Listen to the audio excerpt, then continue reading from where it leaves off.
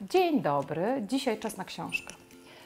Elon Musk, twórca PayPala, Tesli i SpaceX.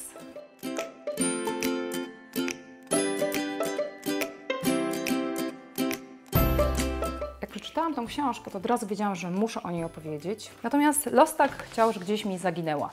Jak sprzątałam swoją biblioteczkę, któregoś dnia znalazłam i mówię, nie, teraz już muszę o tym powiedzieć.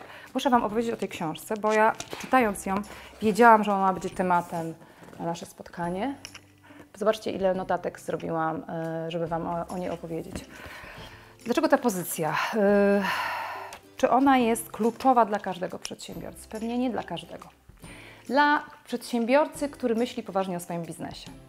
Dlatego, że biznes to są upadki i wzloty, biznes to jest to są ciągłe wyzwania, biznes to są ciągłe odkrywania siebie i ciągła nauka.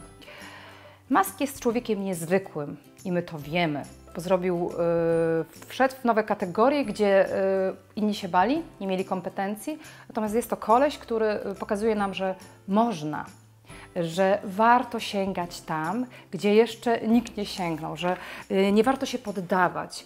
Nie jest to historia wielkiego sukcesu usłana różami, broń Boże właśnie. Tu pokazuje autor upadki i wzloty, pokazuje, jak on walczył, pokazuje, jaki był niezrozumiany, ale też pokazuje to, w jaki sposób otoczenie reaguje na porażki. Bo co się dzieje, jak nam nie wychodzi? Czy nam współczują? Nie, mówią, no, a mówiłem Ci, że Ci się nie uda, a mówiłem Ci, że tak się nie da, tak? Natomiast jak jest sukces, to wszyscy klaszczą. Wtedy, kiedy potrzebujemy największego wsparcia, wtedy ich nie ma. I jak wiemy o tym, że tak się dzieje, łatwiej jest nam z takimi małymi naszymi potknięciami sobie poradzić. Jak ja czytałam tą książkę, to myślałam o swoim podejściu do biznesu, bo wiele razy spotykałam na swojej drodze niezrozumienie tego, co chcę zrobić, opór przed tym, co chcę zrobić, przed tym, co proponuję. Nawet ktoś kiedyś powiedział, że jestem taka trochę samotna w tej swojej walce. I tacy są liderzy. Oni są w pewnym momencie swojego biznesu samotni, bo jeżeli chcesz zrobić coś odwrotnie, inaczej, odkrywczo, to tak jest. Fajna lektura dla tych, którzy chcą się zainspirować. Fajna lektura dla tych, którzy chcą się przekonać, czy warto walczyć i warto być zdeterminowanym. Czego tutaj nie znajdziesz? Nie znajdziesz trików takich, że 10 kroków do szczęścia, bo nie znajdziesz.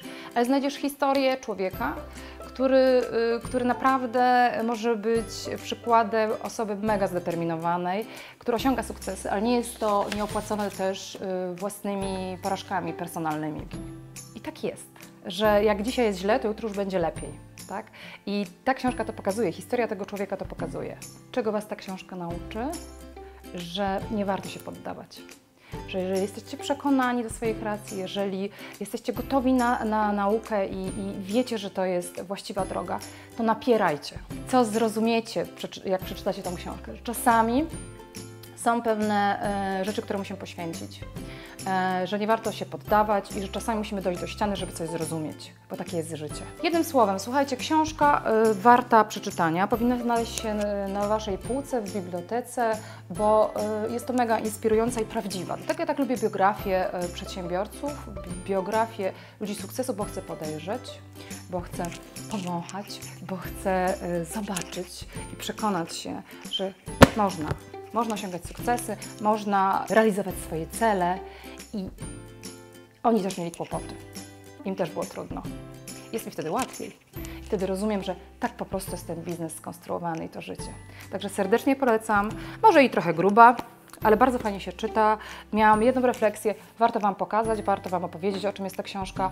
Powiedziałam Wam, co tak naprawdę da Wam ta książka, a o czym ona jest dokładnie, to sobie przeczytajcie.